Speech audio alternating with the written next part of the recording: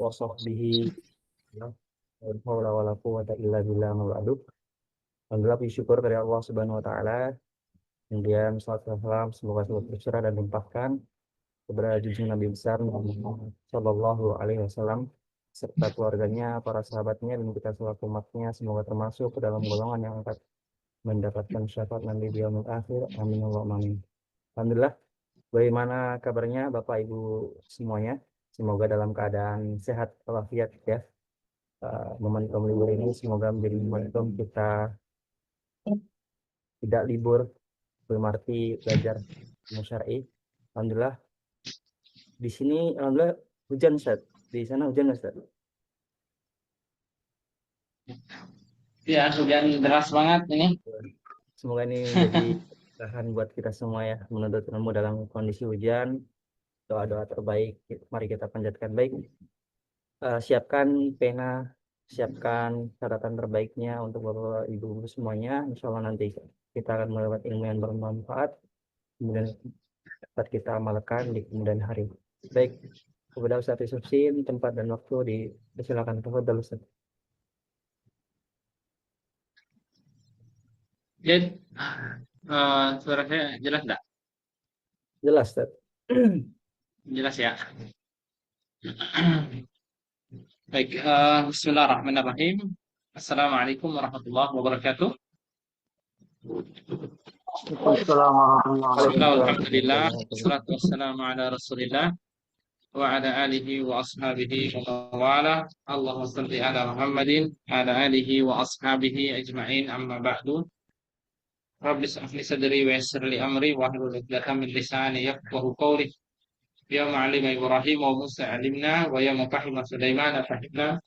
Allahumma alimna ma yanfa'una wanfa'na bima 'allamtana warzuqna al-'amala bima 'allamtana warzuqna al-'amala bima 'allamtana wa zidna ilman warzuqna fahman. Amin ya rabbal alamin.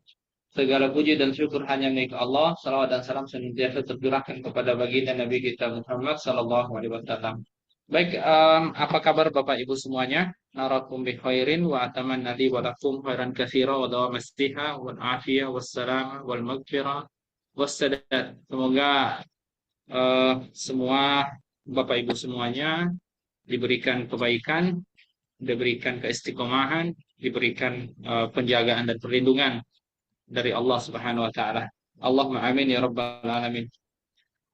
Bapak Ibu sekalian, sebelum saya lanjutkan, apa suara saya terdengar jelas?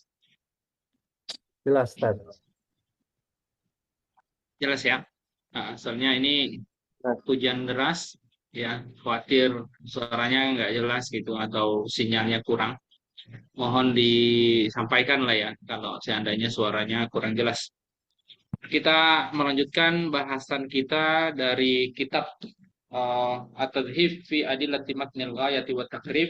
Ini adalah satu kitab matan ya, yang ditulis oleh Abu Syuja pada sekitar tahun 400-an Hijriah, lalu kemudian disyarah di oleh banyak para ulama, dan di antara yang populer itu di pesantren-pesantren itu ada yang namanya ya Kifayatul Ahyar.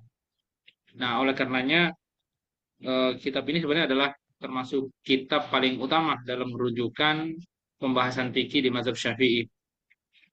Selanjutnya kitab ya, untuk sekedar mereview juga gitu, bahwa kitab yang kita pelajari ini adalah syarah yang cukup singkat, makanya disebut juga dengan kitab ta'liq namanya ya, yang di syarah oleh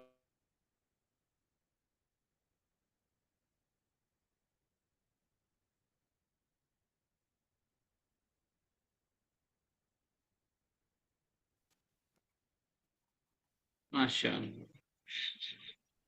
Ini ya, terputus ya. Iya, Maaf, maaf, maaf. Biasa ini nih, jaringannya memang. Baik, jadi kitab yang kita gunakan ini adalah kitab syarah yang cukup singkat sehingga disebut juga dengan kitab ta'liq. Kitab ta'liq itu sebenarnya adalah kitab yang dikomentari, artinya syarahnya berupa komentar-komentar terhadap matan. Namanya ta'liq. Nah, kitab ini cukup bagus untuk kita pelajari karena tidak tebal, tidak juga tipis, dan insya Allah langsung ke poin, ya. Oleh karenanya, kitab ini cukup bagus untuk kita pelajari, ya, untuk mengenal dasar-dasar setidaknya kalau dalam adab mempelajari satu ilmu atau fikih lah katakan misalnya.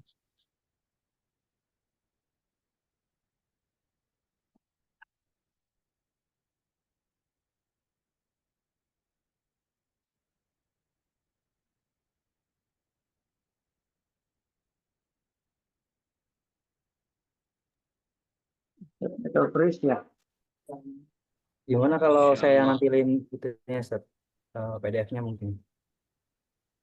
Coba, Bentar ya, Ustaz. nggak apa-apa sih sebenarnya kalau saya yang ini tampilin juga.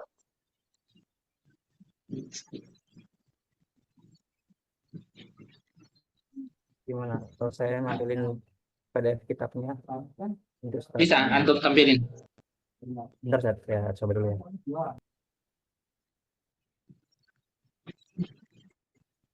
Baik, nah kitab yang kita pelajari ini Bapak Ibu sekalian, itu adalah kitab taklik ya, syarah yang tipis punyanya atau yang ditulis oleh Syekh Dif Al-Bugha. Nah, rahimahullah, beliau telah wafat. Beliau cukup dikenal sebagai ahli dalam fikih Imam Syafi'i, ya. Selain juga kitab yang kita pelajari di hari Selasa yang ditulis oleh Syekh Wahbah Zuhaili, itu juga termasuk pakarnya Imam Syafi'i ya di abad-abad belakangan. Keduanya baik Syekh Wahbah Zuhaili ataupun Syekh eh, Adib Al-Bugha, keduanya setahu saya telah wafat ya rahimahullah. Baik, kita langsung ke bahasan kitab kita untuk melanjutkan bahasan sebelumnya. Bisa enggak ini apa Afriki? Kalau enggak saya tampilkan ya. Oh bisa. Coba.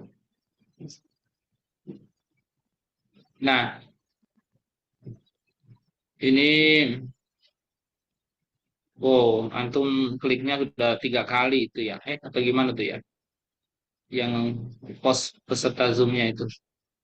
Lanjut ke halaman 22. Halaman 22. 22 terus terus terus.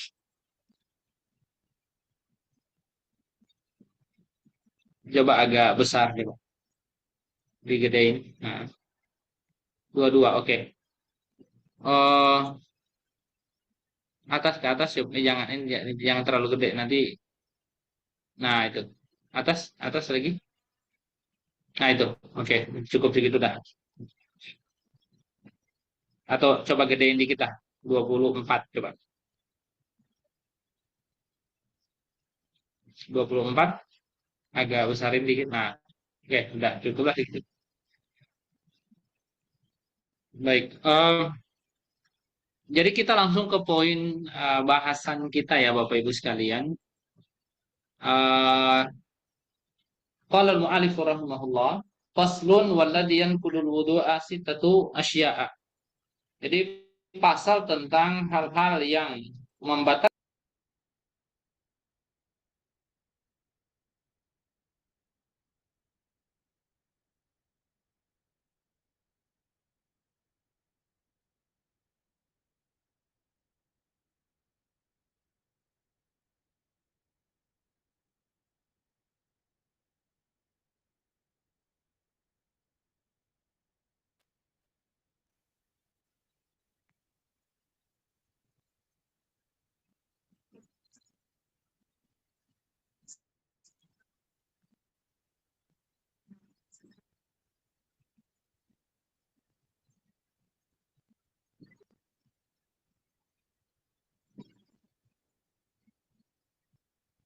Internetnya deh, semuanya ini ya, nggak ada yang kencang saya ini. Bentar.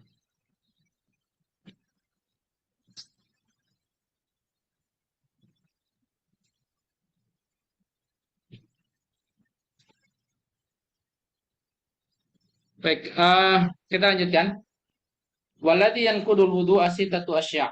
Jadi hal-hal yang membatalkan wudu ada 6 perkara. Makharaja yang pertama makharaja minas sabilain. Jadi yang pertama ini adalah semua yang keluar dari dua jalan keluar, yakni kubul dan dubul, farji dan apa? Oh,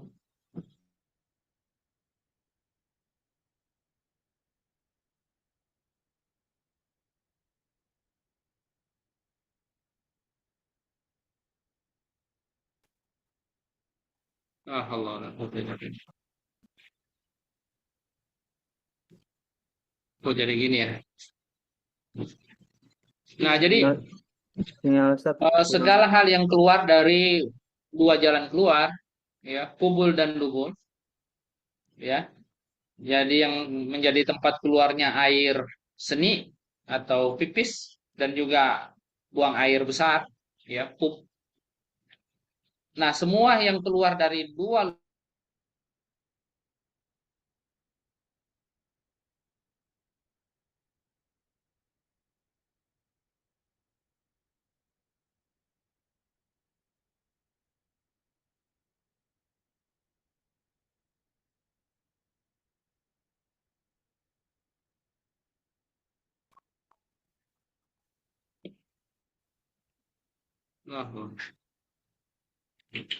Nah, jadi yang keluar dari dua lubang tersebut itu disebut dengan eh maaf, yang keluar dari dua lubang tersebut itu apa saja yang keluar dari dua lubang tersebut itu dapat membatalkan wudhu, ya. Jadi kita harus perhatikan, misalnya keluar BAB atau BAK, ya, buang air kecil, termasuk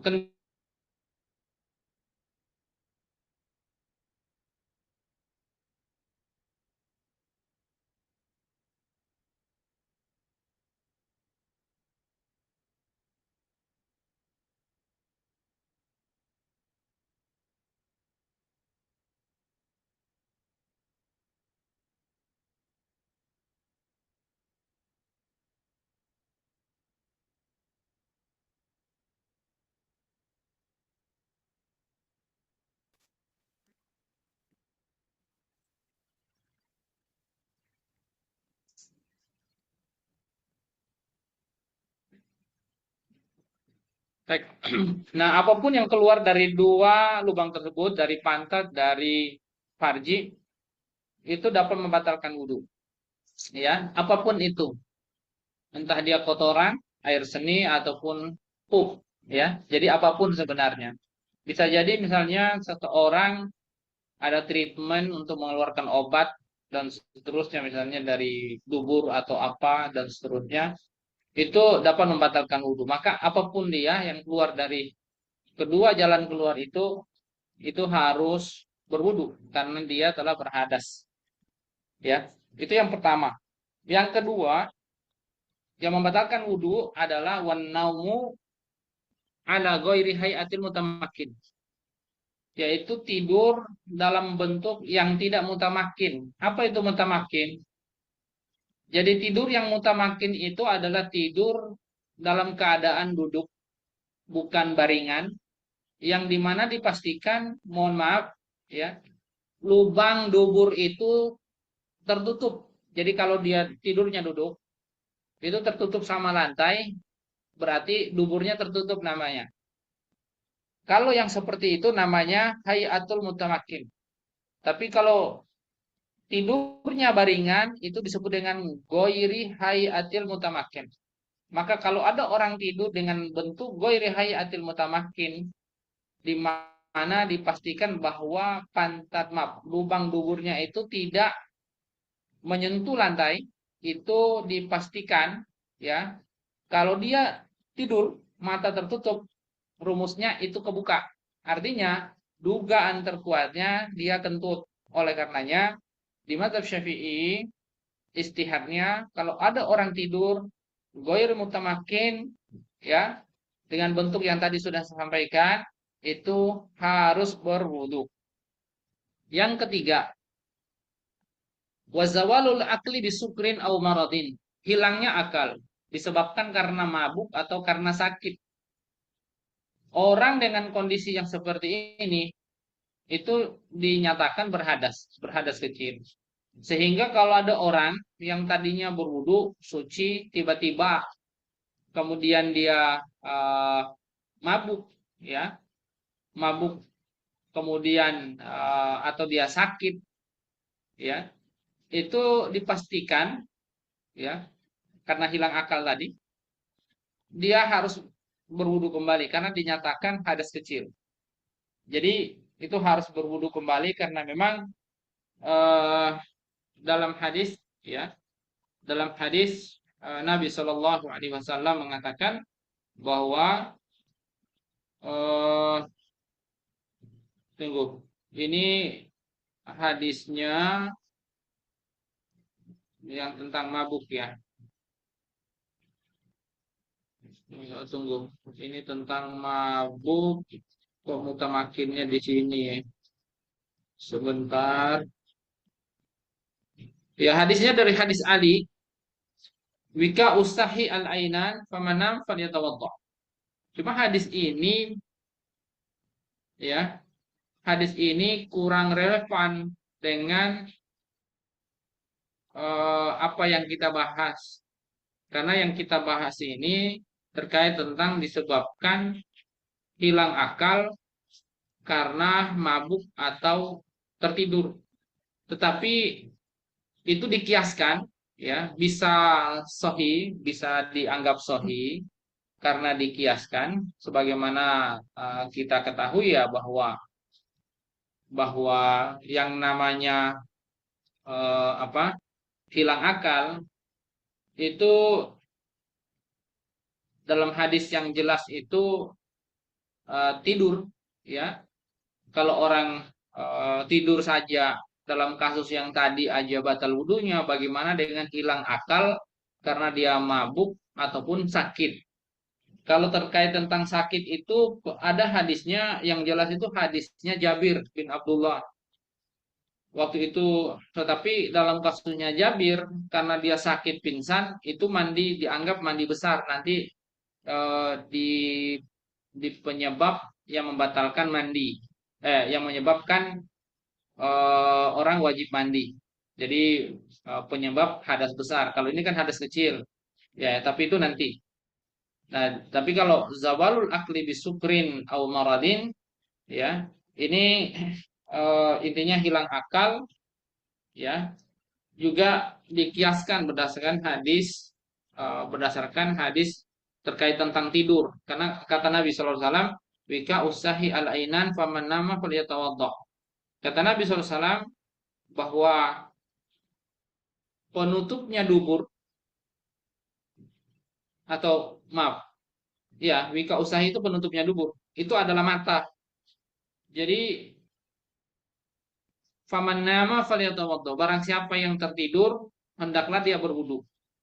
Ya, ini dikiaskan gitu nanti dalam konteks orang yang hilang akal karena mabuk ataupun sakit, ya, karena dia kondisinya itu lebih berat daripada hanya orang tertidur. Maka orang hilang akal karena dia mabuk dan juga sakit itu lebih layak untuk kemudian dikatakan membatalkan wudhu, gitu. Nah, hadis yang lain untuk menegaskan, ya, bagaimana kemudian cara kerja antara mata sama, mohon maaf, matanya kita ini dengan penutup dubur, ya. Jadi dalam hadis Nabi SAW mengatakan bahwa innamal ainan, sesungguhnya dua mata kita ini, wika usahi, dia adalah kuncinya dubur, ya, penutupnya dubur. Faida namas al ainu, jadi kalau misalnya mata kita ini tidur tertutup, maka dubur itu terbuka. Jadi eh, istatlaqa istatwalaqa alwika. Jadi alwika, ya, wika usahi tadi, halaqatul dubur namanya, penutup dubur itu terbuka, istatlaqa. Jadi kalau mata tertutup dia terbuka. Ya, nggak tahu ini belum ada eh, maksudnya saya secara pribadi belum mendapatkan penelitian terkait tentang ini ya, Bapak Ibu sekalian ya. Secara ilmiah apakah benar demikian? eh, Risetnya misalnya mata ditutup ini kebuka, tetapi nampaknya begitu. Ya, para ulama menegaskan hal itu mungkin sudah melakukan tajribah, ya, artinya riset ya terkait tentang fakta itu. Nah, itu yang nomor dua ya, Bapak Ibu sekalian. Nomor tiga, ya. Jadi tidur yang pertama keluar dari kedua jalan keluar, pantat apa dubur dan juga kubul, ya, semua yang keluar dari kubul dan dubur. Yang kedua, tidur dalam bentuk yang tidak mutamakin. Yang ketiga, hilangnya akal karena mabuk dan juga sakit, ya. Ini membatalkan wudhu. Wudhu. Yang keempat, walam surrojuli al-mar'atal ajnabiyah. Yang membatalkan wudhu yang keempat adalah apabila seorang laki-laki asing menyentuh perempuan asing, ya. Nah, Bapak Ibu sekalian, kata asing di sini, ya, istilah asing di sini itu para ulama memperluasnya hingga ke istri. Makanya jangan heran dalam bahasan fikih itu sering mengemuka apakah bersentuhan antara suami dan istri itu membatalkan wudhu atau tidak. Kenapa demikian? Karena para ulama itu sebenarnya mereka memahami antara suami dan istri itu, ya, pada konteks mahram itu kan karena mahram bisabab an-nikah, ya, bisabab an-nikah bukan bisabab an-nasab.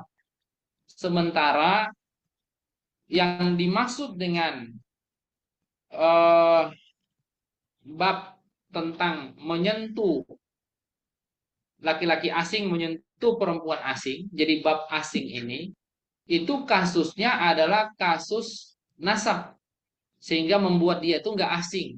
Jadi seseorang itu dianggap asing bagi orang lain karena, ya, karena itu eh, dianggap, ya, bukan, nggak ada hubungan nasab atau penyebab misalnya eh, air susuan, ibu susuan misalnya, atau eh, ya ibu susuan, ya, sama anak susuan, ya, dan artinya saudara susuan, kan begitu, saudara susuan itu semua menjadi penyebab dia nggak asing secara nasab. Oleh karenanya, ya, kalau bersentuhan itu sudah clear dianggap tidak membatalkan wudhu.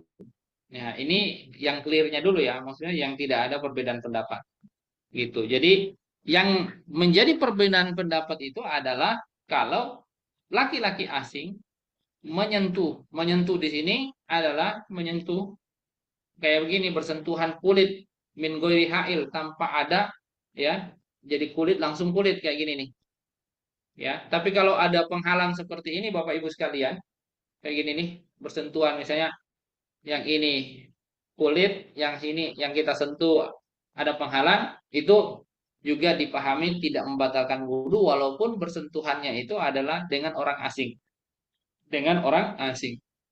Nah, yang intinya bersentuhan kulit sama kulit, mau pakai telapak tangan lah, mau pakai apalah, yang penting kulit dengan kulit, tanpa hail, tanpa penghalang, ya.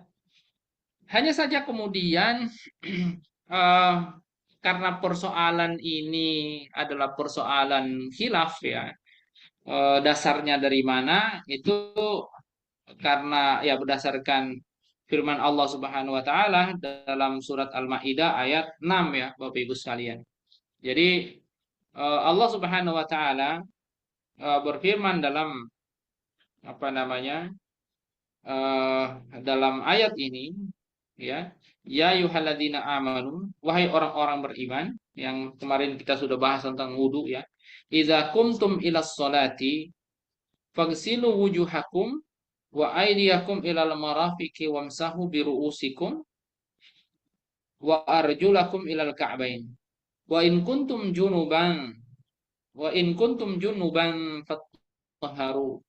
Jadi kalau kalian junub maka bersucilah, ya, sucikanlah. Wa in kuntum marda au ala safarin au jaa ahadum minkum minal ghaiti au lamastumun nisa. Nah, jadi kalau kalian sedang sakit atau sedang safar, ya, atau salah seorang kalian itu sedang buang hajat atau au lamastumun nisa, ya, atau menyentuh menyentuh para wanita kalian, maksudnya istri kalian.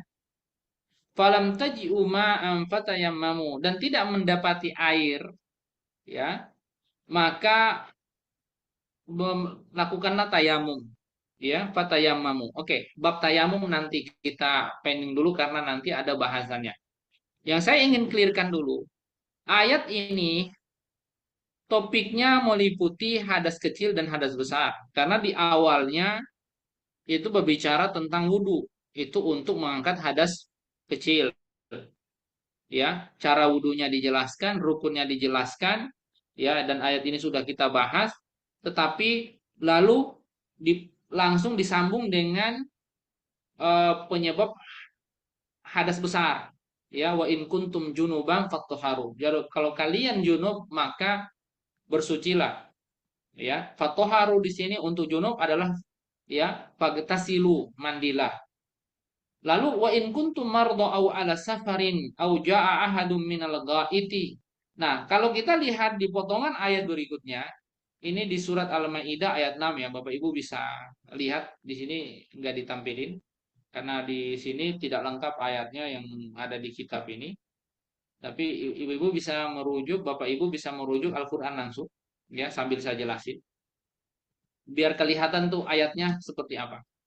Nah, di ayatnya itu langsung di apa namanya, di sambungannya berikut itu berbicara tentang kalau sakit atau sedang safar atau sedang buang hajat, ya, atau menyentuh istri kalian, ya, dan tidak mendapati air. Nah, sebenarnya konteks ayat ini, ya, di potongan ayat ini berbicara tentang mendapatkan rukso untuk melakukan tayamum disebabkan baik hadas kecil ataupun hadas besar.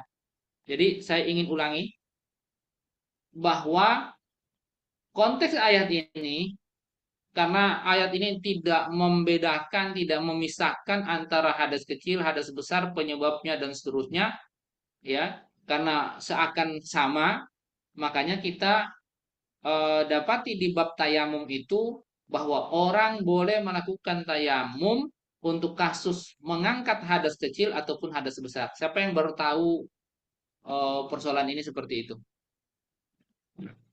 Saya ulangi, ya, Bapak Ibu sekalian. Jadi selama ini Bapak Ibu menganggap tayamum itu apa? Pengganti wudhu.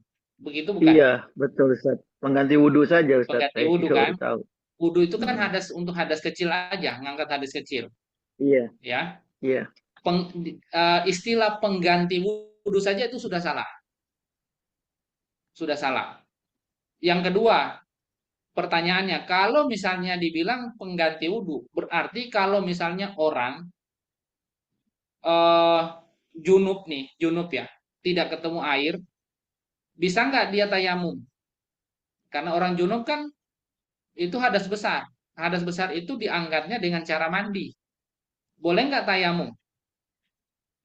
Ayo silakan Bapak Ibu sekalian, biar biar apa namanya, kita sharing, biar sambil apa namanya, eh, Bapak Ibu, saya juga tahu gitu ya, pemahamannya seperti apa. Begitu nggak Bapak Ibu? Benar nggak? Benar ya?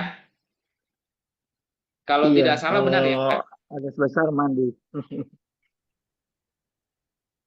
Pernah nggak ada yang melakukan misalnya sedang safar atau gimana, tiba-tiba junub, nggak dapat air, dia tayamum untuk sholat. Bisa nggak? Ada yang pernah lakukan nggak? Atau misalnya karena sedang sakit atau sedang safar, tadi kan sudah dijelaskan juga tadi. Bisa jadi kan sedang safar atau sedang sakit, kita nggak junub, berarti hanya wudhu doang kan? Tapi kan nggak bisa ketemu air, kita tayamum.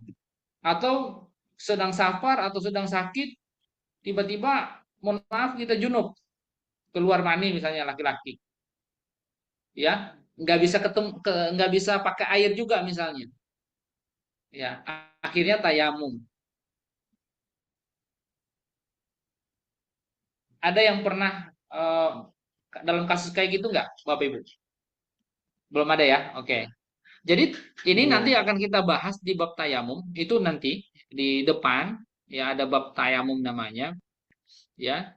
Nah, di sini di ayat ini, karena saya bahas ayat ini, makanya kita nyerempet ke tayamum ya, karena ini bahas ayat ya. Jadi ayat itu, syariat tentang tayamum nanti itu salah satu landasannya di sini. Di ayat ini tidak memisahkan antara hadas kecil ataupun hadas besar, ya. Semuanya fatayammamu dan toyiba, disuruh untuk melakukan tayamum kalau tidak mendapati air atau memang sama sekali tidak bisa kena air, ya karena sedang sakit atau karena kalau sedang safar nggak ketemu air. Nah itu kan umumnya kalau orang Arab, dia safar susah nyari air kan, atau sedang sakit nggak bisa kena air kan. Nah baik dia hadas kecil atau hadas besar, mereka boleh dapat rukhsah untuk melakukan tayamum. Dengan begitu mereka bisa melakukan sholat. Jadi intinya, saya ingin sampaikan begini, bahwa tayamum itu bukan pengganti wudhu, juga bukan pengganti mandi wajib, ya.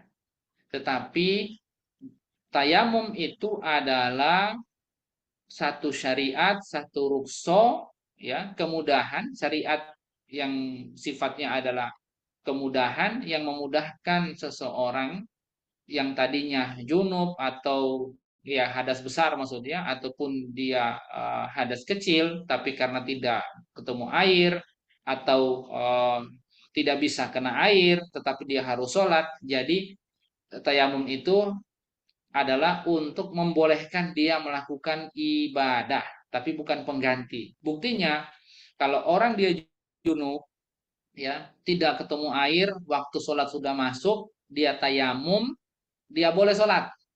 Tetapi ketika dia melihat air, dia tetap wajib mandi. Artinya apa? Tayamum tidak menggantikan mandi karena dia tidak mengangkat hadas besar. Jadi tetap dia harus mandi. Kira-kira seperti itu. Bisa dipahami Bapak Ibu sekalian? Ya, itu Bisa, Ustaz. makna ayat Al-Maidah ayat 6 tadi. Jadi ya, itu berkaitan dengan eh apa? Nah, ini yang poinnya ke kitab yang kita baca ini, maksudnya ke masalah yang kita bahas ini. Bapak Ibu bisa lihat di ayat di surat Al-Maidah ayat 6 itu, redaksi ayatnya itu adalah aula mastumun nisaa. Jadi katanya itu, ini bisa nulis nggak ya? Coba saya tulis. Bisa pakai nulis nggak ya? Kalau kayak gini kelihatan nggak?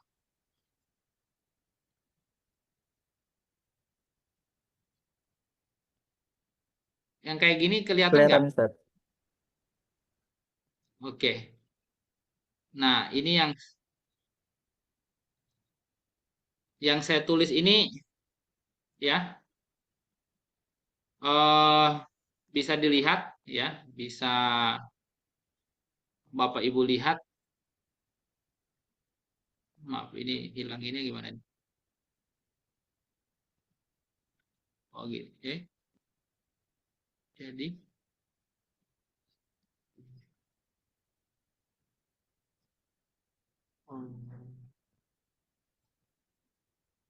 kalau dia jadi pulpen apa? Oh ini aja lah kursor ya. Oke, oke. Nah, coba diturunin dulu anunya, bukunya. Kita lihat dulu ayatnya, potongan ayatnya itu. Di bawah itu ada potongan ayat. Nah, ini nih. Yang ini nih. Yang ini nih. Nah, itu Bapak Ibu ya. Coba Bapak Ibu lihat ayat ini di surat Al-Maidah, kata aula mastumun nisaa. Ayatnya itu panjang, la masa, ya. Kata la masa ini, ya, ini dalam kiroah sabaah yang juga sohi mutawatir kiroahnya para ulama yang lain. Itu tidak panjang, dibaca au lamastumun nisaa. Tetapi kiroahnya Imam Hafiz yang muktabar, yang kita pakai bahkan menjadi acuan Al-Quran itu ditulis, panjang kayak gini. La mastumun nisa. Artinya apa? Ya, sebagian para fuqaha mengatakan bahwa yang membatalkan wudhu karena bersentuhan dengan perempuan, ya itu perempuan asing, ya bahkan istri ini dianggap asing di sini, makanya di sini lamastumun nisa gitu. Kalau istri saja dianggap bisa membatalkan wudhu, apalagi orang asing ya. Nah, kira-kira gitu. Itu apa namanya, kiasnya gitu, analoginya kayak gitu. Nah, jadi lamastumun nisa ini dalam kiroah yang lain itu pendek seperti ini nih, ya. eh Seperti ini dibaca nih. Tunggu, kok nggak tampil ya. Nah, kayak gitu tuh. Lamastum sebagaimana dalam kiroah yang lain. Artinya apa? Kalau lamastum panjang seperti ini, maknanya itu jima, berhubungan badan dengan suami apa hubungan suami istri. Kalau lamastum seperti ini hanya bersentuhan aja. Nah, di ayat ini yang muktabar yang menjadi acuan Al-Qur'an yang kita baca itu panjang seperti ini. Tetapi kita tidak boleh juga mengatakan bahwa ini yang paling benar karena bacaan yang lamastum pendek seperti ini juga mutawatir, artinya Quran juga gitu, tapi dalam bentuk kiroah imam yang lain. Ya, sampai di sini bisa dipahami ya, Bapak Ibu sekalian ya. Oleh karenanya, makanya para ulama itu khilaf di sini. Yang membatalkan wudhu itu karena bersentuhan dengan lawan jenis itu karena jima atau karena hanya sekedar menyentuh saja, menyentuh. Para ulama mayoritas mereka mengatakan, ini saya katakan mayoritas ya, yang mayoritas atau disebut dengan jumhur. Yang dikatakan membatalkan wudhu termasuk menjadi hadas besar, ya kalau dia melakukan jima. Tapi kalau hanya bersentuhan kulit saja, mereka mengatakan tidak membatalkan wudhu. Makanya sebagian para ulama Syafi'iyah dan juga termasuk para ulama yang lain mengatakan, kapan seorang laki-laki asing bersentuhan dengan wanita asing atau termasuk istrinya, gitu kan, istrinya bisa membatalkan wudhu. Mereka mengatakan apabila bersentuhan itu diiringi dengan syahwat, bersentuhannya itu karena ada syahwat, ya itu membatalkan wudhu. Tapi kalau hanya bersentuhan biasa tidak membatalkan wudhu. Sampai di sini jelas Bapak Ibu? Jelas ya? Karena jelas ya terkait tentang bersentuhan Jelas. ini. Baik, kita lanjutkan ke kitabnya mana, Kang Riki? Coba langsung mana tadi kitabnya? Atas. Oh ini hapus dulu ya. Bentar. Saya hapus dulu ini gimana hapusnya ini? Oke, itu hapusnya mana? Smart Pen ini kok nggak bisa dihapus ya? Oh ini nih. Oke. Mana tadi? Yang tadi mana? Saya hapus dulu. Oh sudah ya. Udah hilang Ustaz. Baik, coba yang ini tadi mana? Yang di atasnya, di atasnya, di Yang atasnya. Kan belum selesai tadi, baru bersentuhan wanita apa? Pria asing dengan wanita asing. Nah ini ke atas lagi, ke atas lagi. Nah ini nih, ya. Yang berikut wa massu farjil adami bi batinil kaffi. Ini yang keberapa nih? Satu, dua, tiga, empat, lima. Yang kelima, ya.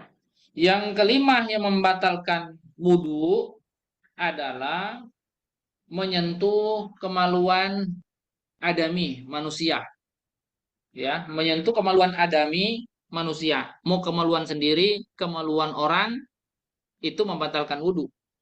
Tapi menyentuhnya dengan apa? Ini batin al-kaf. Ya, ini zahar al-kaf, batin al-kaf. Menyentuh kemaluan sendiri nggak sengaja habis dari apa toilet, dari kamar mandi, udah wudhu, tiba-tiba pakai handuk nggak sengaja nyerempet tangannya, ini batal wudhunya. Kita sudah wudhu, tiba-tiba anak nangis minta gantiin popok atau apalah dari kamar mandi ke dari mana, ya tiba-tiba nyentuh tangan anak, ya, maksudnya maaf, menyentuh tangan anak, nyentuh kemaluan anak, ya. Ini kalau tadi nyentuh kulit, ya, yang tadi, dan jumhur mengatakan tidak membatalkan wudhu. Sehingga kalau misalnya kita lagi umroh nih ya, Bapak Ibu sekalian, itu kan kondisi yang sangat susah. Saya secara pribadi sih sebenarnya bersentuhan lawan jenis langsung kena kulit pun, saya secara pribadi ngambil pendapat eh, tidak membatalkan wudhu, ya, selama memang bersentuhan itu tidak ada syahwat gitu, ya, dalam bersentuhan. Nah, eh, yang berikut adalah menyentuh farji, kemaluan daripada eh, apa namanya, kemaluan daripada manusia, kemaluan sendiri ataupun orang lain. Tadi sudah saya ilustrasikan seperti apa. Nah, menyentuhnya itu kalau menggunakan ini batin al-kaf ini ya. Tapi kalau menyentuhnya pakai punggung tangan kayak gini atau kena siku lah, kena apa, itu enggak membatalkan wudhu. Karena memang yang dikatakan oleh Nabi SAW, man massa zakarahu falyatawaddo. Dalam hadis dikatakan barang siapa yang menyentuh zakarnya, penisnya, kemaluannya, ya, hendaklah dia berwudu. Jadi yang menyentuh kemaluannya hendaklah dia berwudu. Jadi kalau punya sendiri disentuh berwudu, punya orang lain pun juga sama. Artinya punya anak pun juga sama. Gitu. Yang namanya pokoknya namanya kemaluan. Kalau menyentuh kemaluan hewan batal wudu enggak? Enggak, karena ini farjul adami. Ya, menyentuh farji al adami manusia, bukan hewan, bukan selain manusia. Intinya yang membatalkan wudhu itu yang menyentuh manusia berdasarkan hadis tadi. Lalu hmm,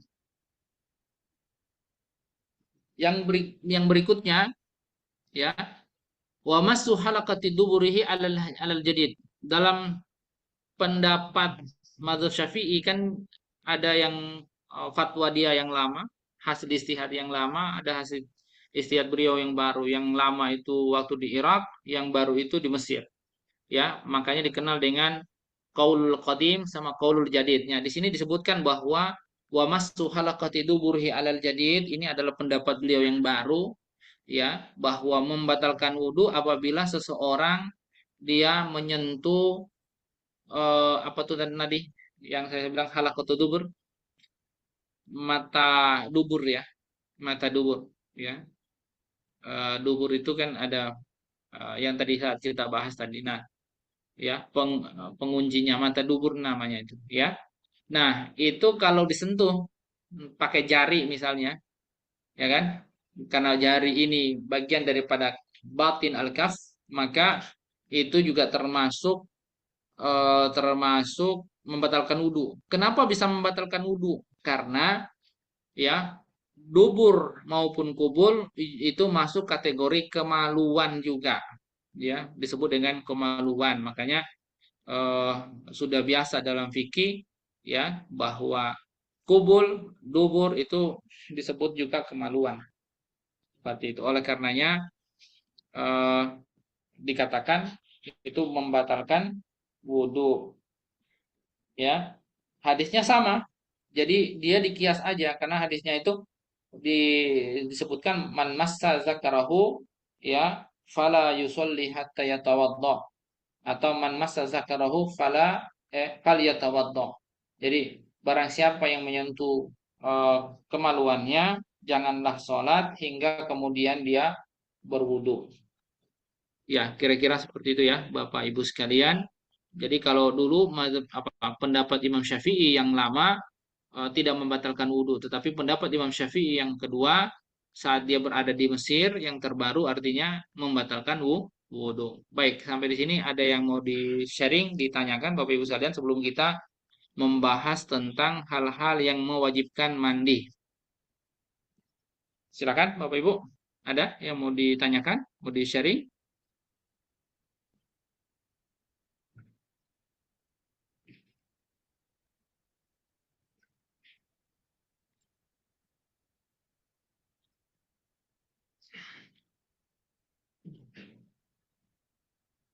Baik, kalau tidak ada, kita lanjutkan Oh, kembali iya. ya, Bapak Ibu sekalian.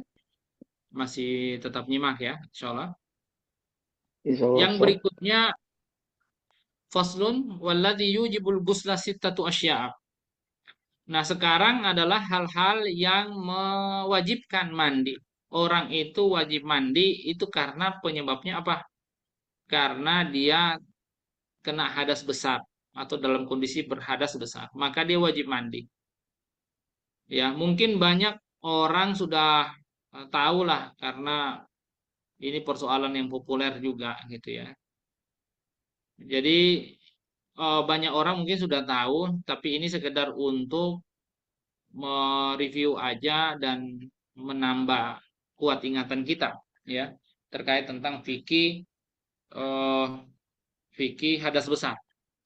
Jadi yang membatalkan yang mewajibkan mandi itu ada 6 hal. Yang pertama ya, 3 hal itu laki dan perempuan berserikat, artinya ada pada laki-laki, penyebabnya sama juga dengan yang menyebabkan mandi perempuan. Sementara 3 lainnya itu hanya khusus bagi perempuan. Jadi hal yang menyebabkan atau hal-hal yang menyebabkan mandi wajib perempuan lebih banyak. Ada 6, sementara laki-laki hanya ada 3. Ya, kita lanjutkan. Ayo. Salah satu tashtariku.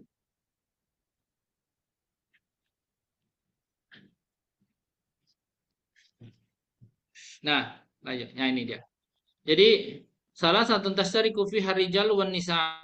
Jadi 3 hal ini laki dan perempuan ada. Apa itu? Yang pertama iltiqa'u al-khitanain.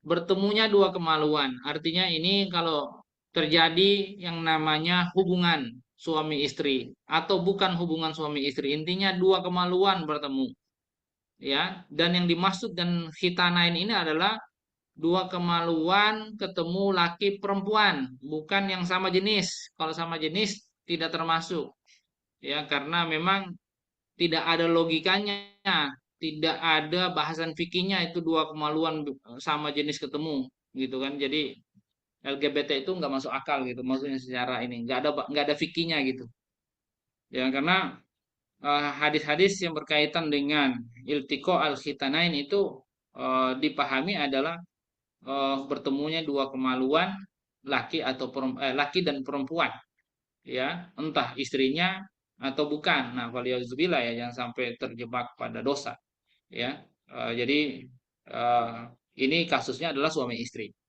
ya. Nah, jadi iltiqa'u al-khitanain sebagaimana dalam hadis yang yang cukup banyak bahwa kalau bertemu idza ya iltaqa al-khitanul khitana faqad wajabal ghusl.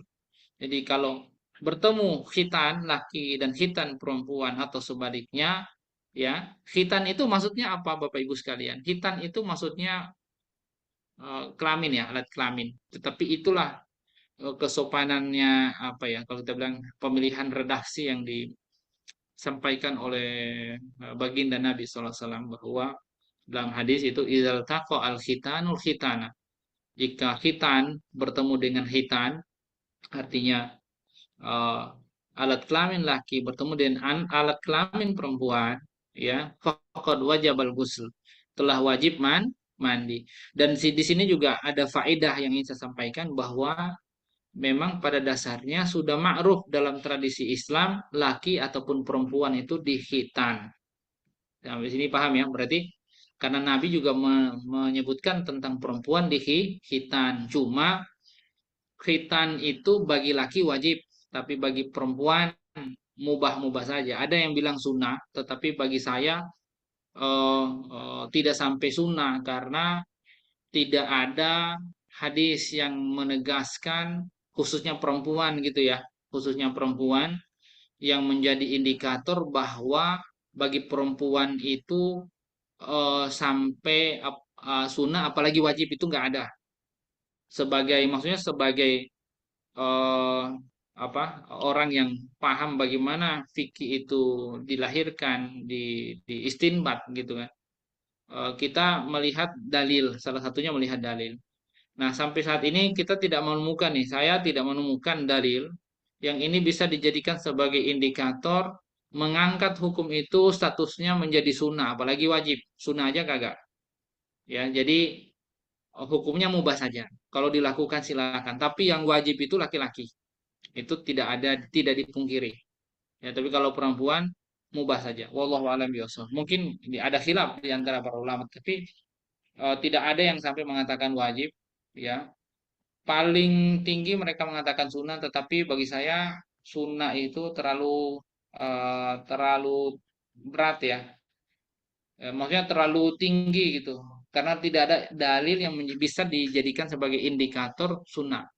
Ya, kalau mubah iya, mubah iya, seperti itu. Baik, sama dengan bahasan nikob tentang apa cadar ataupun burkah, ya.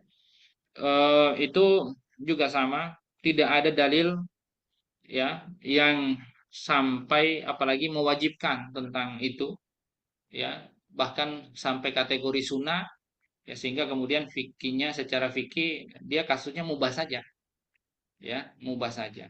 Itu tentunya eh, mahalul khilaf ya, itu ada menjadi tempatnya khilaf para ulama, tetapi pendapat yang saya pegang seperti tadi, ya, artinya kita melihat dalil-dalil yang kita akses, ya, itu tidak sampai bisa menjadi indikator wajib apa sunnah apalagi wajib, ya, yang ada adalah mubah. Itu kasus nikob, sama juga dengan kasusnya khitan. Baik, kita lanjutkan ke poin. Jadi izal taqa al khitanani al khitanu al khitana faqad wajibal ghusl. Jadi kalau bertemu kelamin laki kelamin perempuan di asosiasikan dengan kata khitan, yang ini menunjukkan bahwa laki dan perempuan sama-sama khitan, tapi laki wajib khitannya, perempuan mubah, ya. Kalau bertemu dua alat kelamin tersebut, ya, wajib berwudu. Tetapi kemudian sifatnya gimana bertemu khitan itu? Kalau nempel doang itu wajib wajib bukan wajib mandi apa wajib wudu, wajib mandi ya. Cuma nempel doang wajib mandi enggak? Ternyata Bapak Ibu sekalian, ya, eh kalau hanya nempel aja tidak. Misalnya suami istri nih, ya, lagi pengen tiba-tiba nggak jadi gitu, ya. Baru nempel doang. Mandi nggak? Nggak, gitu. Mandi nggak? Nggak, ya. Kecuali kapan dia wajib mandi? Ketika, mohon maaf, ini bahasannya agak vulgar ya Bapak Ibu sekalian, mohon dimaklumi ya. Saya mohon maaf ya, beribu maaf. Kecuali kalau pertemuannya itu bersentuhannya itu sudah melebihi, mohon maaf, kalau laki-laki itu sampai pada batas disunat. Yang punya apa laki-laki pasti paham. Ya perempuan juga insya Allah paham kalau punya putra ya. Kalau sunat putranya itu kan ada batasnya itu ya. Di sampai batas sunat itu. Makanya disitu disebut dengan al-khitan. Makanya kata iza, kalau bertemu al khitan dengan khitan itu maksudnya tempat di khitan, itu maksudnya. Ya, kalau kalau menghitan anak laki itu disampai di situ tuh batas khitan. Nah, kalau sudah bertemu dengan, mohon maaf, kelamin perempuan, sudah sampai batas itu wajib mandi. Jadi kalau cuma bersentuh kayak gini aja, di atasnya aja misalnya, itu nggak sampai mandi. Tapi kalau sudah sampai melewati tadi alat khitan tadi, maaf, batas khitan tadi, itu baru wajib mandi. Dari mana kita dapatkan hadisnya? Itu dari hadis di sini ada ini, ya ini di hadis ini nih. Tunggu, kayaknya bagian bawahnya dah. Coba di apa ke bawah lagi kitabnya coba akhiri Ki. Tunggu saya lihat dulu. Tunggu. Oh, tunggu. Oh, kayaknya bagian tuh, jangan kencang. Nah, ini. Oh, ke atas. Jangan ke bawah, ke atas. Eh, kok. Ya, coba ke bawah dulu. Eh, ini salah. Ke atas. Maksudnya saya pengen lihat yang atasnya. Ini terlalu ke bawah ini. Mundur lagi ke atas. Nah, intinya ada hadisnya begini, Bapak Ibu sekalian, ya. Eh, dalam hadis yang ini ya, tunggu. Saya lihat dulu. Hadisnya ada beberapa macam di sini, tetapi yang menunjukkan itu, tunggu.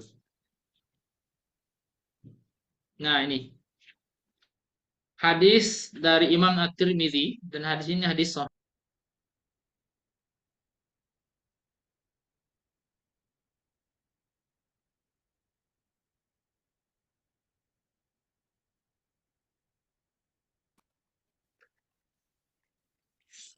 Saya anu ya, saya yang share ya, nggak apa-apa ya, kitabnya ya. Oh, masih di sublet. Coba saya dikasih host.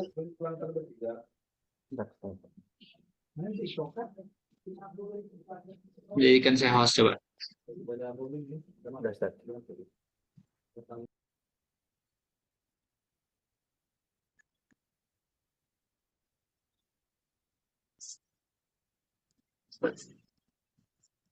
Masih.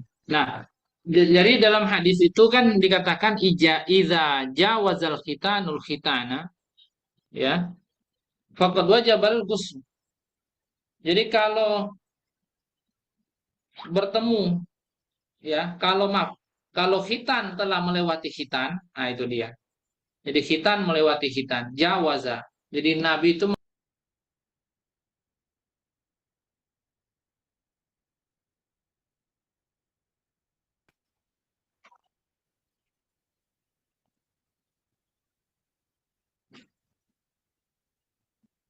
mana nih kitabnya ini?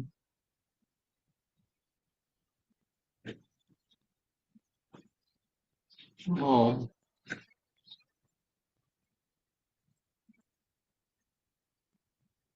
tunggu. Nah, ini dia. Nah, jadi kalau kita lihat di sini ya, Bapak Ibu sekalian,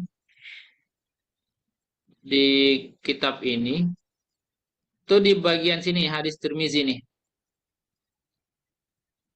Belum kelihatan Oh, Ustaz kita. sudah kelihatan ya? Nah, ini hadis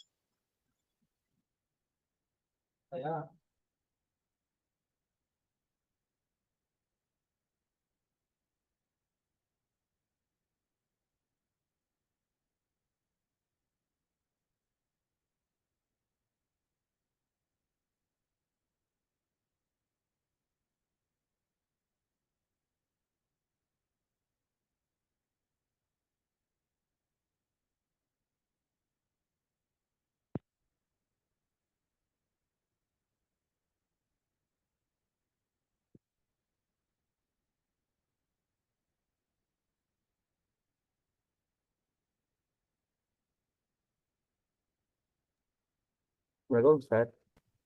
Masih tersambung. Oh, Oh, kayak gini ya. Terpris ya, Mas Riki. Kembali lagi. iya, Baik, mental. ini hadis ya. Dalam hadis eh Nabi SAW mengatakan, hadis Tirmizi mana di sini? Kok nggak kelihatan di sini hadisnya? Sebentar. Baik, kalau nggak kelihatan, intinya ada hadis Tirmizi, hadis ya, hadis Sahih mengatakan bahwa idza jawazal khitanul khitana faqad wajabal ghuslu ana fa'altuhu ana wa Rasulullah sallallahu alaihi wasallam fagtasal.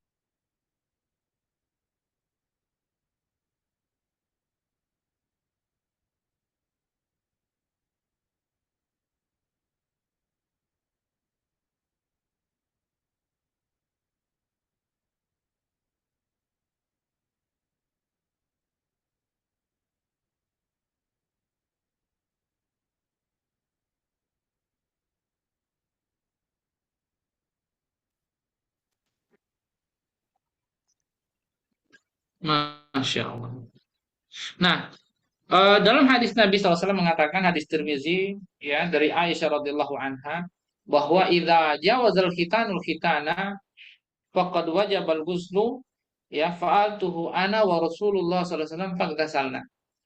Aisyah radhiyallahu anha mengatakan bahwa kalau khitan itu bertemu dengan khitan tetapi menggunakan kata mujawazah. Yang namanya mujawazah itu menurut kata eh, para ulama artinya adalah melewati. Seseorang itu maaf, suatu hal tidak dapat dikatakan sebagai mujawazah melewati kalau hanya bertemu seperti ini. Dia yang namanya melewati itu mesti begini, sudah melewati. Ya kalau hanya bertemu seperti ini itu namanya bukan mujawazah. Nah, melewatinya seperti apa? Ya tadi syafahatul fard namanya, yaitu eh, apa tempat khitan tadi. Kalau laki-laki itu sampai batas khitan itu. Ya, insya Allah semoga dipahami. Oleh karenanya, ini fikih sangat penting Bapak Ibu sekalian.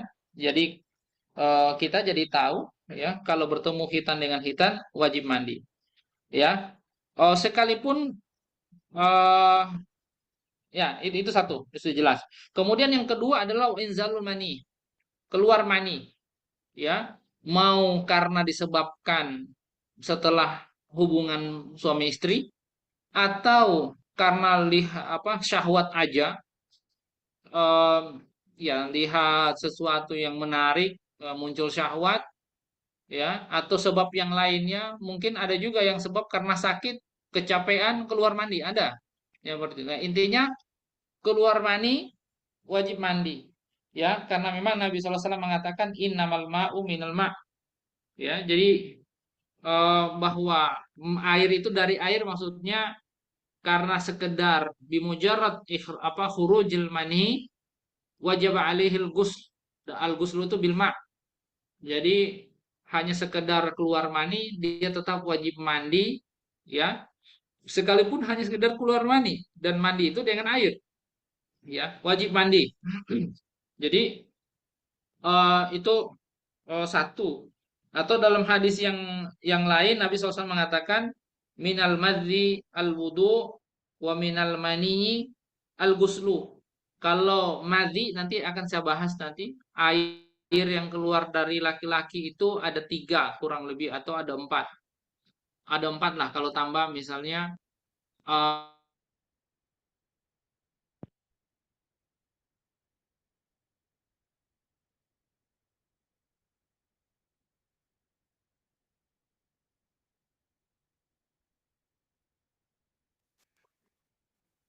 Allah Allah kok begini ya jadinya. Baik. Nah, jadi air yang keluar dari farji itu ada air seni, air pipis. Yang kedua ada air mani. Yang ketiga ada air madhi. Yang keempat ada air wadi. Ya, Bapak Ibu sekalian. Nah, ya jadi 4 air ini yang wajib mandi itu hanya keluar mani. Selebihnya itu hanya wajib wudhu saja. Makanya berdasarkan hadis Nabi SAW, minal madzi al wudhu wa minal mani al guslu. Jadi wudhu karena disebabkan keluar Jawaban. madzi, ya, dan mandi karena disebabkan keluar mani. Nah, lalu kemudian pertanyaannya, apakah mani itu hanya bagi laki-laki? Tidak. Mani itu juga berlaku juga bagi perempuan. Ini berdasarkan eh, hadis ya, salah satu hadis dari seorang istri ya, Abu Tolha namanya, istrinya Abu Tolha, Ummu Sulaim ya, Ummu Sulaim. Dia datang kepada Nabi kemudian berkata, ya Rasulullah, ya, innallaha la yastahi minal haq, bahwa Allah itu tidak malu dengan kebenaran. Nah, dia ingin bertanya, hal alal mar'ati guslun idza hiya tamadat, idza hiya talamat, apakah perempuan itu juga tetap wajib mandi kalau dia mimpi basah? Ya, dan menunjukkan bahwa ternyata ya perempuan juga bisa keluar mani ya karena dia juga mimpi basah. Dan kata Nabi apa? Faqala Rasulullah SAW, na'am idza ra'at al-ma'a. Nah, kapan dia mimpi basah nih? Dia mimpi basah. Nah, kapan dia kategorinya itu wajib mandi? Ketika dia melihat pas bersih-bersih, mohon maaf, bersih-bersih, dia lihat air itu yang keluar, mohon maaf, dari farjinya itu cukup banyak. Jadi kalau sudah cukup banyak yang harus dicuci, dibersihkan, dicuci kayak air seni gitu, maksudnya sudah banyak gitu, karena banyak ya. Nah, itu wajib mandi. Berbeda dengan, mohon maaf, kayak keputihan dan seterusnya, itu masuk kategori tidak wajib mandi. Ya, seperti itu ya kira-kira ya, Bapak Ibu sekalian. Nah, eh, yang berikut adalah akibat kematian. Kematian menyebabkan wajib mandi. Kalau ada orang mati, ya diwajibkan mandi. Makanya kan ada mandi jenazah gitu. Eh, dan itu hukumnya wajib, tidak ada perbedaan pendapat ya. Kita pernah dengar juga bagaimana dahulu Nabi SAW mengatakan ketika putrinya Zainab meninggal, igsilnaha salatan. Nabi memerintahkan mandikan dia salatan 3 kali. Dan ini tidak ada perbedaan. Intinya kalau mati, mau laki-laki mau perempuan, jenazahnya wajib dimandikan. Nah, yang berikutnya, insya Allah ini sebelum selesai, ya, kita tuntaskan. Yang ketiga berikutnya ini eh, wajib mandi yang khusus bagi perempuan. Apa itu? Wasalah satu taktas subihan nisa. Ini khusus bagi perempuan. Wahia al haid. Kemudian nifas. Kemudian melahirkan. Ya, ini wajib mandi. Karena dia haid, karena dia nifas, karena dia wilada, melahirkan. Biasanya eh, nifas dan wilada ini satu paket gitu ya. Ya, sehingga kemudian ada yang menyebutkan ya cukup 2 saja. Intinya haid, nifas, wilada wajib mandi, lahiran, yaitu wilada itu lahiran. Jadi sebagaimana dalam ayat dalam firman Allah Subhanahu wa taala surat Al-Baqarah ayat 222, Allah Subhanahu wa taala beriman, fa'tazilun nisaa fil mahid. Ya, jauhilah hubungan dengan istri-istri kalian dalam kondisi haid. Jadi Pak Tazilu itu jauhi itu bukan pisah ranjang ya Bapak Ibu sekalian. Tapi maksudnya itizal itu kan memisahkan diri, mengasingkan diri ya. Yang dimaksud itu adalah jauhi untuk hubungan badan, dilarang, bahkan haram hukumnya. Ya, wala taqrabuhunna hatta yathurna. Jangan dekati mereka, maksudnya hubungan badan dengan mereka hingga mereka suci. Nah, kapan mereka suci ini hatta sujud hurna? Ini saya maksudnya kapan boleh berhubungan badan dengan mereka? Itu bukan hanya berhenti dari haidnya, ya, atau dari darah nifasnya, dari darah melahirkannya, tetapi hingga mandi wajib dulu, gitu. Mandi wajib dulu, baru dinyatakan sudah tohur, tohir, ya. Jadi sudah tohir, sudah suci, baru boleh digauli. Jadi kalau belum mandi, jangan digauli walaupun darahnya sudah berhenti. Itu ya catatannya Ibu-ibu. Karena maknanya hatta yathurna, hingga mereka telah suci. Kata suci itu batasnya apa? Suci itu dia dikatakan suci karena sudah mandi suci, mandi bersih. Jadi kalau sudah berhenti darah haidnya tapi belum mandi, belum suci namanya. Jadi jangan digauli hingga mereka sudah mandi wajib. Itu kira-kira gitu maknanya. Nah, faida tatoharna, makanya ditegaskan lagi. Faida tatoharna, kalau mereka sudah bersuci berarti sudah mandi suci, fa'tuhunna min haitsu amarakumullah, maka boleh datangin mereka itu ya dari mana saja, bahkan dalam ayat yang lain itu ya sesuai dengan Allah perintahkan. Yang Allah perintahkan adalah datangi mereka ya dari mana saja, boleh dari mana saja, apa saja, gaya apa saja, yang penting yang dilarang oleh Allah itu tidak boleh didubur ya. Mohon maaf ya kalau Ibu agak vulgar dikit ya. Jadi tidak boleh didubur ya. Kaum pelangi itu. Jadi tidak indah lagi itu pelangi. Ya, innallaha yuhibbut tawabina wa yuhibbul mutatahhirin. Jadi Allah itu menyukai orang-orang yang bertaubat dan juga orang-orang yang bersuci. Baik, saya rasa sampai di sini Bapak Ibu sekalian. Tinggal 3 menit lagi sudah jam 9. Kalau ada yang mau ditanyakan, silakan saya Silakan kembalikan kepada Akhi Riki Ardiansa. Bapak Fadal. Ibu yang ingin ditanyakan terkait tema tadi. Fadal, silakan. Afwan Ustadz, izin bertanya atau mengkonfirmasi lagi, khawatir ada salah. Ya, silakan. Ya, Assalamualaikum warahmatullahi wabarakatuh. Terkait dengan 6 hal yang membatal wudhu, yang nomor 4 itu pendapat jumhur ulama atau pendapat sebagian besar ulama, menyentuh itu artinya adalah jima ya Ustadz ya, betul ya? Halo? Ustaz, masih tersambung atau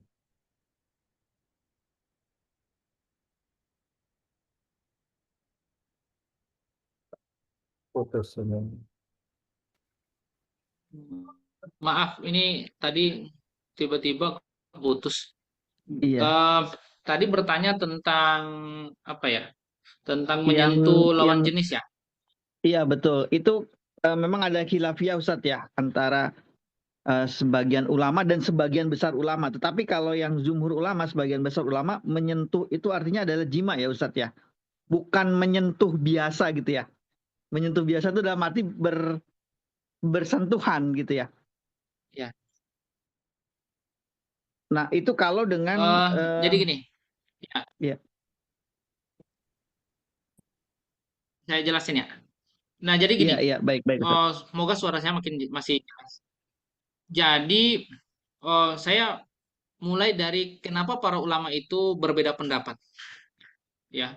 Jadi Ya. yang mengawali mereka berbeda pendapat tentang bahwa eh, membatalkan.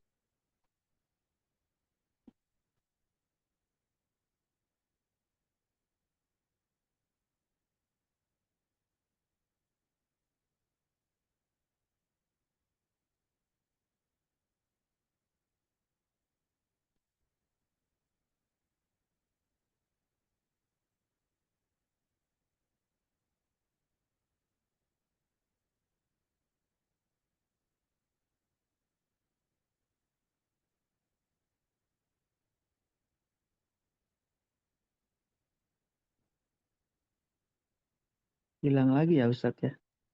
Iya, ini kayak sinyalnya Kepres ya. keputus mental. Ya, Ustaz. Iya, mungkin videonya di off cam aja Mas Riki. Saran ke Ustadz ya. Biasanya kalau sinyal agak bermasalah. Terus harus disampaikan. Masya Allah. Maaf. Nah, saya ulangi dulu.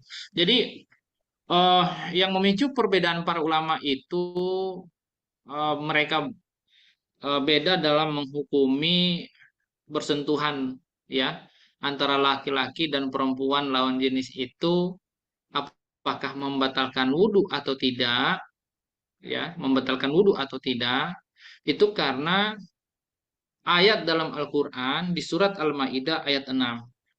Di situ ada dua kiroah yang mutawatiro, artinya dua-duanya itu Quran gitu loh. Ya, walaupun yang Quran yang sampai kepada kita yang ditulis, yang kita baca itu kan Qurannya itu berdasarkan kiroahnya Imam Hafiz. Dan redaksinya itu kan panjang, aula mastumun nisa. Tetapi dalam kiroah imam yang lain yang juga mutawatir, ya kiroah mutawatiro itu pendek, au lamastumun nisa. Artinya dua-dua ini sebenarnya eh, ayat yang benar karena dua-duanya kiroahnya cara bacanya juga benar, yang artinya berkonsekuensi kepada hukum yang akhirnya khilaf para ulama. Sehingga para ulama mengatakan, ya, para ulama mengatakan, kalau dibaca panjang, ya kironya Imam Hafiz dan seterusnya, maka konsekuensinya yang hanya membatalkan wudhu itu kalau benar-benar jima. Jangankan wudhu, Hmm. hadas besar pun juga terjadi. Habis jima gitu kan? Gitu. Hmm. Ya, kepada istri.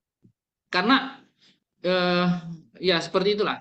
Ya bersentuhan dengan istri dalam konteks adalah jima. Itu bukan hanya membatalkan wudhu tapi menjadi hadas Ada besar. susah.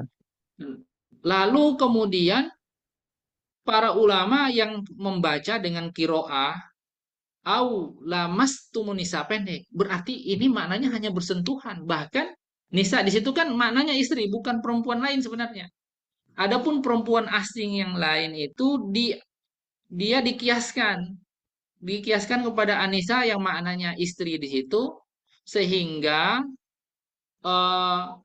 yang disebut dengan ajnabi itu, ya wanita asing dan perempuan asing itu sebenarnya semua yang bukan nasab, seperti ya termasuk istri kan dia bukan hubungan nasab dengan istri, sehingga secara fikih ya dalam konteks wudhu, ya dalam konteks wudhu itu dianggap asing gitu, sehingga dia sama dengan wanita yang lain, karena ayat yang menjadi patokan, menjadi landasan dalam hal membatalkan wudhu atau tidak bersentuhan itu sebenarnya objeknya itu adalah istri sebenarnya gitu. Oke, dari sini bisa dipahami dulu ya. Ya, jadi eh, yang berpendapat bahwa hanya bersentuhan biasa itu membatalkan wudhu karena dia menggunakan kiroah yang juga mutawatir. Tetapi kalau berbicara kiroah yang paling banyak dipakai itu standarnya Imam Hafiz. Makanya Al-Quran ditulis pakai standar itu. Dan kita membacanya di dunia ini pakai standar itu. Ya, tapi tidak menafikan bahwa ada pendapat sohi yang lain karena ada kiroah yang mutawatir yang lain. Tetapi secara pendapat saya memilih pendapat yang tadi, gitu ya, pendapat yang tadi, ya bahwa dan ini yang kalau kita lihat fikihnya para ulama mayoritas, ya mayoritas para fuqaha bahkan dari berbagai mazhab, ya walaupun misalnya di mazhab Syafi'i ada begini, mazhab Syafi'i pun sebenarnya para ulama juga khilaf gitu. Ada yang mengatakan boleh, ada yang mengatakan tidak boleh. Artinya membatalkan bersentuhan, sekedar bersentuhan gini ya. Ada yang mengatakan tidak. Tetapi kalau kita lihat penjelasannya Syekh Dib Al-Buko yang kita baca ini, itu kalau jima, maknanya jima. Maknanya jima. Yang kedua, kalau hanya bersentuhan begini, gitu ya. Makanya ini sekedar untuk apa namanya, biar kiroah yang memahami itu oke bersentuhan kulit bukan maknanya jima, ya bukan maknanya jima itu membatalkan wudhu itu kapan? Apabila bersentuhan kulit begini tapi diiringi dengan syahwat, karena kalau sudah diiringi dengan syahwat memicu mungkin akan mengeluarkan mani. Nah itu maksud. Sampai di sini bisa ya. Makanya ini kalau Ya. dalam fikih itu ada namanya apa ya? Jadi kalau ada dua dalil yang seakan berkonsekuensi hukumnya berseberangan, maka ada yang namanya metode al-jam'i. Itu nomor satu yang harus mereka lakukan, para fuqaha lakukan. Jadi bagaimana bisa mengamalkan dua hadis itu atau dua ayat, dua nas itu yang secara hukum bisa bertentangan. Nah, ternyata para ulama melihat yang paling mungkin untuk memadukan dua hukum yang akan bertentangan tadi karena disebabkan dua kiroah yang bertentangan, maaf, bukan bertentangan ya, yang dipahami berbeda tadi, gitu, secara konsekuensi hukum, itu adalah tadi. Pertama, dipahami jima, kalau jima sudah pasti membatalkan. Yang kedua, kalaupun bersentuhan begini, itu karena ada diiringi oleh syahwat yang bisa mengeluarkan mani. Nah, kalau sudah memicu mengeluarkan mani, ya, karena syahwat tadi, maka sudah pasti membatalkan wudhu. Sampai di sini bisa. Jadi saya secara pribadi nih ya, bersentuhan biasa saja nih, tanpa ada syahwat, bukan jima gitu, hanya bersentuhan biasa lawan jenis tanpa penghalang, insya Allah tidak membatalkan wudhu. Dan ini mayoritas pendapat para ulama. Bapak-bapak, ibu-ibu bisa cari dalam fikih manapun, insya Allah akan ketemu pendapat mayoritas itu dikatakan seperti itu. Wallahu alam. Saya rasa cukup ya, maksudnya Ya, jelas gitu ya. insya Allah. Kalau ada Ustaz. yang mau ditanya lagi, silakan. Baik, jazakumullah khair Ustaz Yusuf. Baik, dari Bapak ke Ibu juga mungkin yang ditanyakan lagi atau mau dicukupkan saja Ustaz? Tutup aja kalau nggak ada. Maaf. Dan Baik, internetnya juga terima kurang kasih. bagus, mohon maaf ya Bapak Ibu semuanya. Hari ini Ya, Ustaz, nggak apa-apa. kalau Insya kurang Allah ini pahalanya gimana. lebih banyak Ustaz. Baik, terima kasih Bapak Ibu semuanya yang sudah mengikuti dari awal dari sampai terakhir ini. Maaf kalau juga ada kendala jaringan. Itu semoga ini mengurangi kekhusyuan kita dalam belajar ilmu agama. Dan semoga Bapak Ibu semuanya yang meluangkan waktu pada malam hari ini, Allah berikan kenikmatan keberkahan dalam menuntut ilmu dan pahala yang berlimpah insya Allah di akhirat nanti. Amin. Baik, untuk mengakhiri pertemuan kali ini, mari kita Amin amin ya Allah. ucapkan istighfar dan hamdalah, kemudian program majelis. Astagfirullahaladzim, alhamdulillah. Astagfirullahaladzim. Alhamdulillah.